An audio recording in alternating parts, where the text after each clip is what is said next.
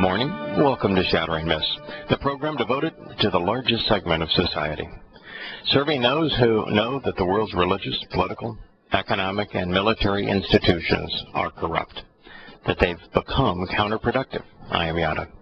Our number, if you'd like to join us anytime over the next 2 hours, is 877-300-7645.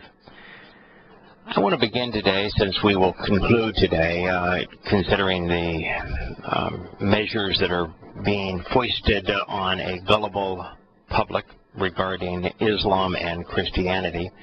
I'd like to begin with Paul and return to the second chapter of Galatians, where Paul is confronting the disciples. The background here is that Paul had been preaching a message that was wholly and completely, totally contradictory to what Yahowah had to say and what Yahshua said. It was a message that was completely disconnected and disjoined, really the absolute inverse of Yahowah's Torah and Yahshua's testimony, as well as his life. And so Paul was claiming that he had met someone who Christians would now identify with as Jesus, even though there was no one named Jesus in the first century, on the road to Damascus. And of course, Yahshua, the real name, says, no, that's not the case. If anybody claims to have seen me, you need to disassociate from them. Do not believe them. Do not follow them. Because he said, when I am next seen, I will be seen by everyone at the same time. But nonetheless, Paul realized that most people were unaware of what Yahshua said, that they were unaware of what he said, and that were unaware of the Torah, and that as a result there would be people ignorant enough to be fooled by him. And that condition persists to today. And so he began a message that was punctuated with, but I, Paul, say. And he would try to usurp credibility, not only by claiming falsely that God had chosen him, which is interesting, of course, because God was here and he chose 12 men. Paul wasn't among them, and yet Paul was in Jerusalem at the time. But despite the fact how ridiculous that claim is, and within the context of Yahshua spending 3 years training the 12, if that wasn't a benefit, why did Yahshua bother doing it? But yet that's what Paul would have you believe, that not only was God incapable of choosing men who could communicate his message, he was incapable of training them to do so. And according to Paul, he was even incapable of devising a plan that had any chance of prevailing. And that his original plan, called the Torah, was completely and totally failed, that it could not save, that it was actually counterproductive, and that it enslaved. And so he's out speaking against the covenant that's in the Torah and against its sign, circumcision. And he's calling the covenant that is memorialized in the Torah of the flesh, which resonates with Greeks, because Greeks view anything that has any association with the flesh as being evil, as being corrupt. And so he has this Gnostic message of spirituality that resonates with Greeks who are already indoctrinated in the sun god religions of Babylon, paganism. And so he's preaching about a God that's almost identical in virtually every way, down to the subtleties and nuances of Dionysus. And so it resonated with some of his Greek audiences, the combination of the spirit's good, the flesh is bad, the anti-Semitic nature of Greeks, which is still raging today. Greeks is the single most anti-Semitic nation on earth.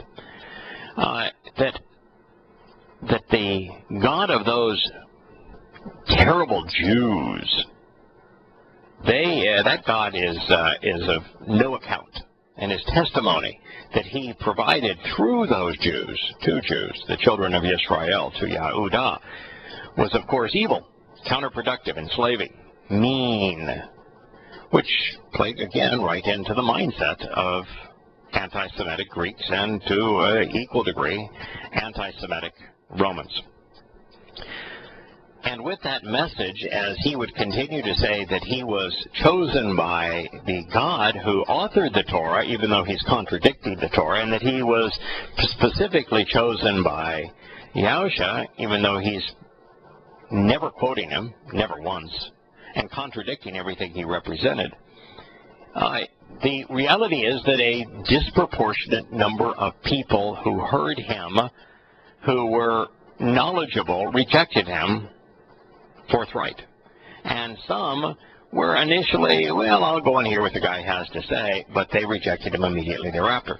We know that because of the fact that Paul's subsequent letters, even to the Galatians, the first community to whom he wrote, he's saying, what's the matter with you? Why did you reject what I told you? Why did you go back to that old God and that old testimony?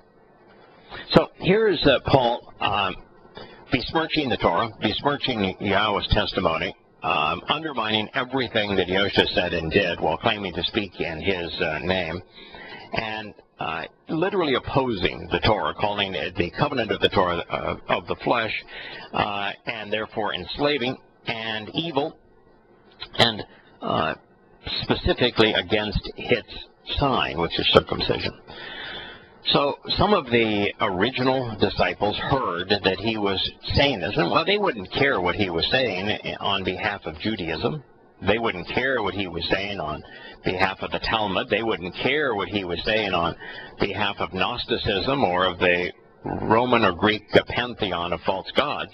He was claiming to speak in the name of the God that they had come to know and love, Yahusha. And so when he was claiming to speak for him and yet spewing out a whole cadre of lies, they said, we need to have a talk. And so they summoned him to Jerusalem. It's called the Jerusalem Council, the Jerusalem Summit. And there it was Paul versus the disciples. And Paul specifically condemns Shimon Kephesh and undermines the credibility of Matanya, Yochanan, and Jacob, James, John, Peter, and Matthew. And while they rose up and spoke out against Paul, Paul decides that what he's going to do, since there were so few people at this meeting, that he would take the approach of spinning that meeting such that it made him appear credible while undermining the credibility of the disciples. And that's what the second chapter of Galatians is all about. And there's nothing more to it than that. It's Paul claiming that the disciples are of no account, that their testimony has no value, and that they somehow yet endorse Paul. Now, if their testimony is of no value, their endorsement of Paul would be meaningless. So we know that there is a bending of the truth in that regard. And so that's the basis of what we're going to consider now. And so Paul said, later, through 14 years, I went up to Jerusalem along with Barnabas, having taken also Titus. I went up from an unveiling revelation which lays bare. Now, that's not true. He went up based upon the fact that he was summoned. And and then he says, laying down to them the beneficial messenger I preach among the races from my own, uniquely and separate view. And so he's distinguishing himself, his messenger and his message, from all others, including, of course, the disciples, according, of course, from even Yahshua, according to Yahowah. This is Paul versus God, Paul versus the disciples, Paul versus everyone else. It's Paul's message versus God's message. So he's admitting right from the beginning that he went up there to preach among the races his own and separate, unique message. Then he said, but to the opinions, the presumptions and suppositions that somehow, perhaps into foolishness and stupidity without purpose, I might have run. So this is Paul saying that, yeah, they brought him up here. I'm going to kind of give him a slideways notice that I was brought up here, and that there was an inference, it actually was an overt statement, that what you're saying is counterproductive. What you're doing here, you're running in vain. You're leading people astray. And so Paul is saying, well, that was just their presumption. That was their supposition. That was their opinion that somehow into foolishness and stupidity without purpose and falsely that I had been running. Well, that tells you that that was the purpose of the meeting.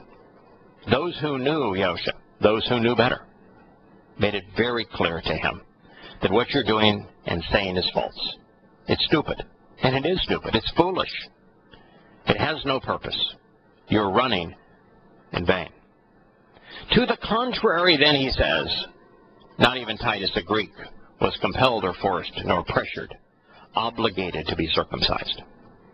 So we now know that the one of the most important differences between Paul and the disciples was circumcision. Now, the fact is that Yahshua was circumcised. The fact is that Yahshua affirmed every word of the Torah. The fact is that Yahowah says that circumcision is the sign of the covenant. He says it's the sign of the covenant for all people, for all time. It did not matter if you were a Yehudim or a Gentile. As a matter of fact, there is a specific acknowledgement regarding circumcision being the sign of the covenant, that it is for Gentiles and, which are Goyim, as well as for Yehudim. And while you do not have to be circumcised, you do have to be circumcised if you're a man and you want to be part of Yahweh's covenant family. Moreover, if you're not circumcised, you cannot attend Passover. Now, Paul is a very clever individual. He's a really lousy writer. It's really hard to translate what he has written so that it sounds lucid, because it never does. He's a very, very crude communicator.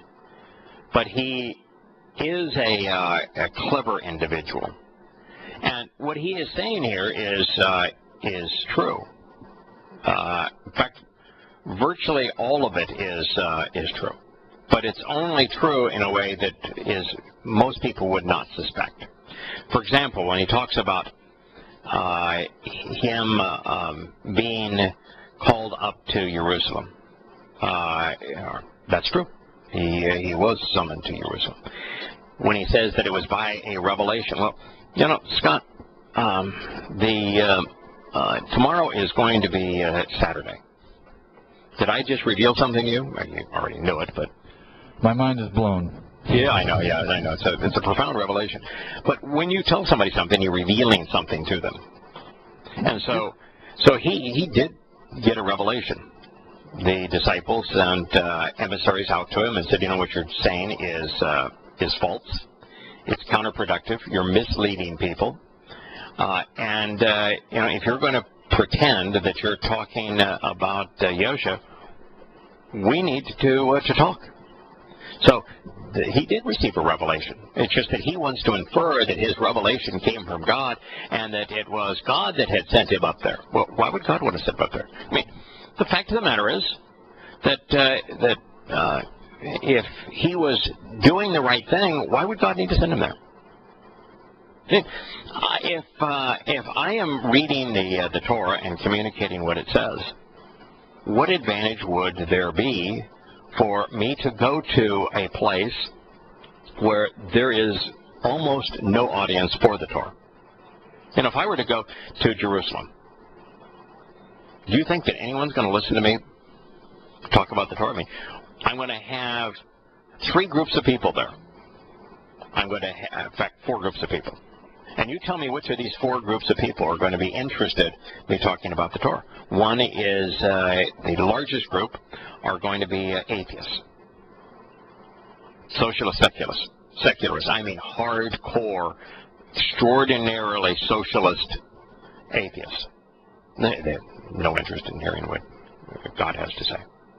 The next largest group are going to be fundamentalist religious Jews who are devoted to their Talmud and Mishnah, but do not want to hear anybody talk about the Torah, the real Torah. So no resonance there. The third largest group are Muslims. And I can't even talk in Israel about Islam because it would be a crime. Of course, there'd be no interest there. So the last group would be very devout Christians who think that they're living in the Holy Land. Not going to resonate with them either. So why would God, if so long as, I'm doing what I'm supposed to be doing, I'm sharing His Torah, I'm translating His Torah, I'm contemplating His Torah, I'm observing His Torah, I'm listening to what He has to say in His Torah, and I'm sharing that with others, and communicating its meaning and how it affects our lives and how His teaching is insightful and revealing within the context of our world and within human institutions. If I'm doing that, and I'm doing that, and there's an audience for that, people who are interested in hearing it, why would God ever call me to Jerusalem? Well, if Paul was doing this, why would God want him there? He already had emissaries in Jerusalem. Why have him there? Well, the fact is that he was called there because what he was saying was untrue. And I want to make this point very clear. The disciples would not have cared at all that he was preaching about Dionysus and quoting him. And he was. They would not have cared at all that he was promoting Gnosticism and the superiority of the spirit over the flesh. But he was. They would not have cared that his portrayal of God was virtually identical to Dionysus. Even though he did. They would not have cared about any of that stuff. You know why they wouldn't have cared about that stuff, Scott? Not totally. Well, okay. Obviously, because they knew the truth. They knew the truth. They wouldn't have cared if he was a fundamentalist Pharisee preaching Judaism. Wouldn't have cared. Does God tell us to go out and bring people into our covenant who are religious? Definitely not. Does God tell people they can't be religious? He tells them He doesn't want them to be religious. But He tells them you can't be religious? No, you just can't be part of His family if you're religious. Now, the other thing that's interesting, of course, is that Paul is the primary user of the term euangelion. It means eu in Greek is beneficial, could be healing, and it is often translated good. And then agelos is the Greek word for message or messenger. It's the word, of course, that is transliterated into English as angel.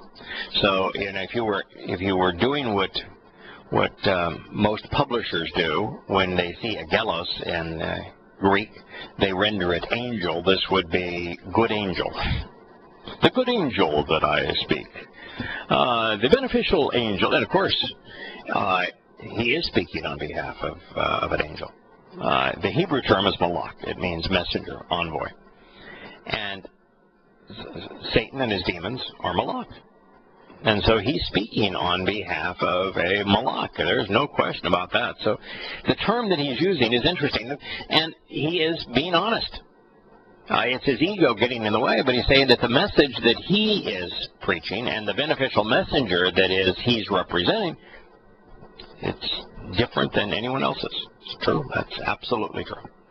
Well, it has commonality with Greek Gnosticism. It has commonality with the Greek son of the sun, Dionysus, but it has no commonality with Yahowah. It has no commonality with the Torah. It has no commonality with the disciples. So it is his, and it is unique. So what he then goes on to say, and it's also true, that the disciples were of a completely different opinion. Now, I'm not a fan of the word opinion and supposition, and because of the fact that Yahowah is really effective as a communicator. He speaks so consistently. He provides so much detail. He is so just marvelous in his way of providing testimony that there really doesn't need to be. And there are so very few things that Yahowah has to say where you would feel comfortable saying, well, I presume. This is my opinion regarding that. You might find a few things you say, you know, this is how I interpret it, but that's an analysis of the evidence using reason. And there are people who can come to different interpretations of things along the way. But an opinion is typically unfounded. It's without evidential basis. And I don't think there's anything that's important to God where an opinion matters. Our opinion most certainly doesn't matter. And to form or hold an opinion is pretty much useless. But if you wanted to degrade someone's testimony, if you wanted to demean their testimony using ad hominem, if you did not have a credible argument to wield against them, and therefore ad hominem against the individual was your only means of prevailing. So you're going to slander the credibility of the individual because you can't refute their testimony, the evidence that they bring to bear. Then what you're going to do is you're going to say, well, that's your opinion. Because that's what he's saying here. That some people held the opinion, they presumed that what he was saying was false. And they did hold that opinion. And matter of fact, they held the opinion to the degree that they knew for fact that what he was saying was false. They had made that conclusion, as have I, as has any informed and rational individual. So we're moving to this realization he's trying to demean and trying to refute the credibility of others by demeaning their character. Then he says, you know, the question was, and it's true, this was the question, at least that was posed to Paul. It's not a question, and from my point of view, although I think we ought to be questioning Paul, but the issue was that what he was saying was false, that he was running in vain, that what he was doing was counterproductive. And it's interesting, of course, that he even used the term ran, because the prophecy that Yahowah presented to us about Paul 666 years before he wrote his first letter in Habakkuk 1, 2, and 3, where Yahowah names Paul by name and says that Shaul, which is Paul's given name, was the plague of death. He talks about his running, and there's a definite reference to this man claiming that, you know, he is running and running. And God says, yeah, that's the charge that he's going to make at the fulcrum, at the crescendo, the highlight, at the preeminent point of his argument. And this is what he's doing now. He is saying the disciples are wrong, I am right. They claim that I was running in vain, as did God, and I'm going to refute them. And his refutation takes us to the heart of the argument, circumcision. Yahowah says if you're not circumcised, you cannot participate in Passover. You wouldn't want to participate in Passover if you weren't circumcised. If you're not circumcised, you can't be part of the covenant. Therefore, you can't have a relationship with God. And if you're therefore take place in Passover, you become immortal. Passover is the doorway to life, but you're estranged from God because as a man you're not circumcised, you're therefore not part of the covenant. The only way to become immortal, separated from God, is to spend eternity in Sheol. So Yahowah says, don't participate in Passover if you're not circumcised. And it's the weird twist, of course, of Christianity. They convolute what occurred on Passover, but that's all they ever focus on, is what occurred on Passover. And that's what they want to celebrate, and yet the founder of the Christian religion was wholly and completely opposed to circumcision, which means that you could not have a worse scenario.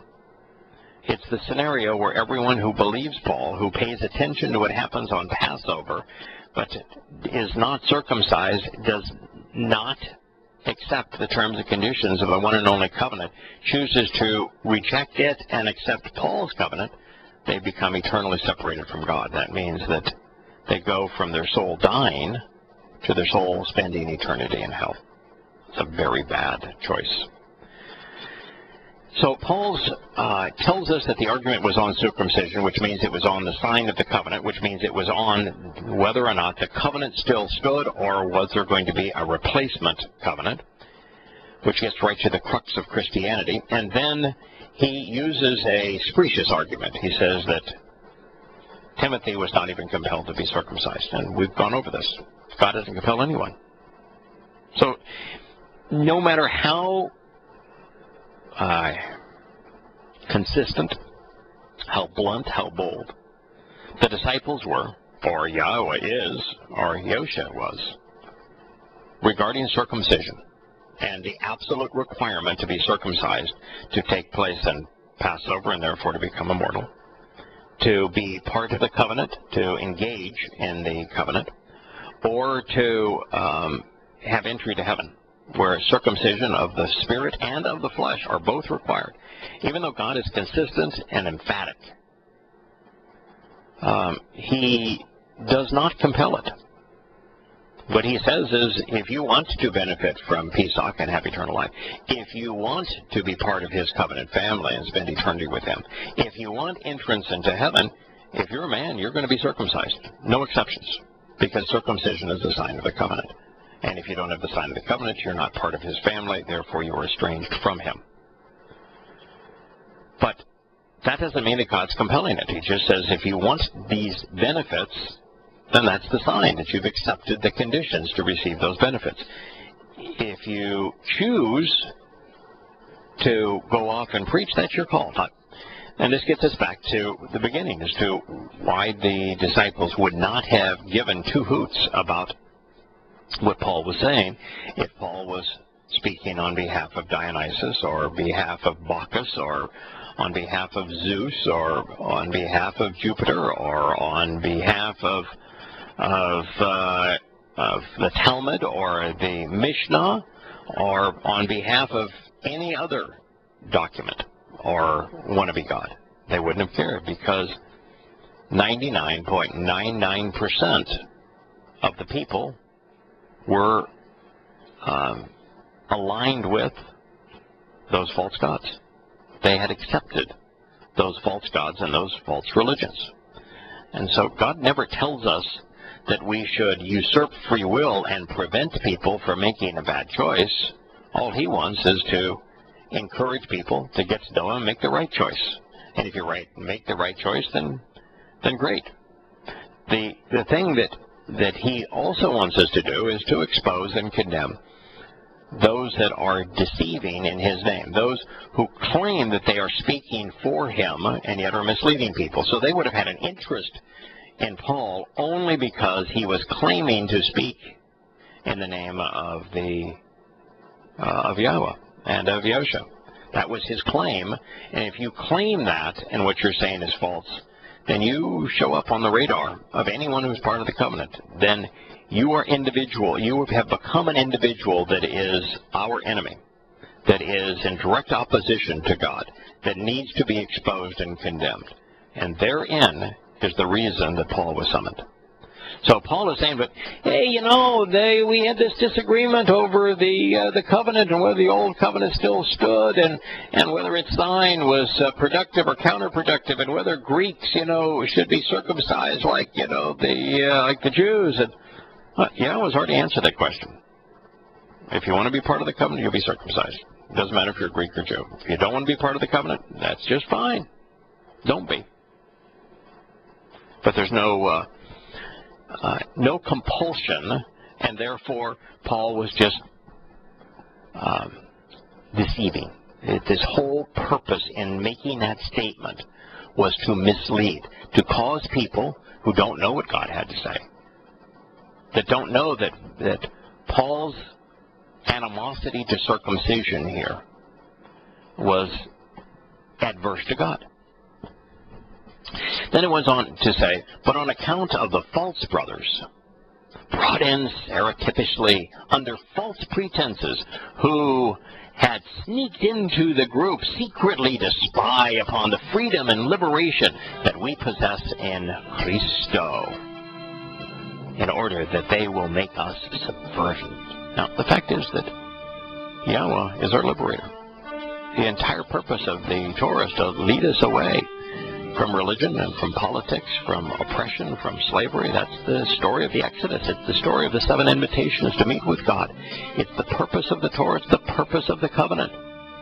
You don't go from slavery to liberation. It's interesting when you consider the fact that Yahowah tells us as it relates to his covenant. In fact, the first thing that he etched in stone was that he liberated us from slavery. Liberated us from all of the religious oppression, political oppression, economic oppression, and military oppression that was brought to bear against his children in Egypt in the crucible. And when you consider the freedom that Adam enjoyed with Yahowah, the liberation that from the flood that Noah enjoyed with Yahowah, the ability to walk away from these very same contagions, religion and politics, that Abraham enjoyed with Yahowah, and taking him to the promised land where he was free to engage in a relationship with God.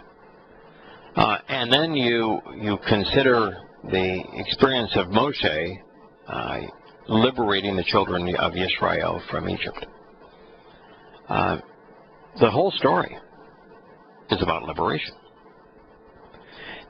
There is no time ever that Yahowah says, I want you to be subservient to me, to anything I've had to say, to a book of rules. To be subservient means you have to obey. And what people just don't get is that Torah does not mean law. It means guidance, to guide. And there is no Hebrew word for obey. Nothing. In fact, there's no Hebrew word that's even close to obey. And so this is the basis of Pauline Christianity, is that the Torah is bad because it makes you subservient to it. And that his gospel of grace is wonderful because it liberates you from being subservient to the Torah, from having to obey the law. Now, I'm sure that resonates with Christians, but it's just not true. It shows that you're completely ignorant of what the Torah is about. There are no more liberated individuals than those who are part of the covenant. We are the most liberated, the most freed individuals in the universe. We're freed from death. We're freed from corruption. We're freed from ignorance. We're freed from indoctrination of human institutions. We're free to spend eternity with God. We become immortal. We are liberated and empowered and enriched in every possible way. We're freed from lies. So there's nothing in the Torah that would make you subservient to anyone, much less God. And yet that's his whole myth, that what he has is freedom. And what God is offering is entrapment and slavery and obligations and laws and rules and dictates and the like. And so he's presented it. That's the case that Paul is making, that he is about freedom, and that those who are trapped in the Torah are about being having to obey, being subservient. What's really interesting, of course, is that liars always contradict themselves. So when someone doesn't obey and submit to what Paul has to say, he condemns them. And it's also interesting that Paul tells his faithful, in his most important letter, that to the Romans, that they need to submit to the Roman government. So they can't submit to the Torah, to God, because that would be bad. But they do need to submit to the Roman government. That would be good. Just think about how good God is, how well-intentioned God is, how beneficial a relationship with God is, and how disgusting the Roman Empire was. Vicious, enslaving, murderous. And yet Paul would tell you in Romans 13, you need to submit to your government. And he's writing about the Roman government. And yet you should not be submit to what God has to say. Now, if you're informed and rational, you're going to scream and say, there's no way that this man is telling the truth. This makes no sense. So we have a rather serious problem. Now, Paul then goes on to say that these individuals, they faked their relationship. They were brought in under false pretenses. But none of that could be true. So we have an imposter. Someone who had their own separate and distinct message. Someone who wanted to destroy the credibility of those that Yahowah himself had chosen and taught. It's the strategy that you would expect from Machiavelli. It's the strategy of Goebbels. It is not the strategy of God.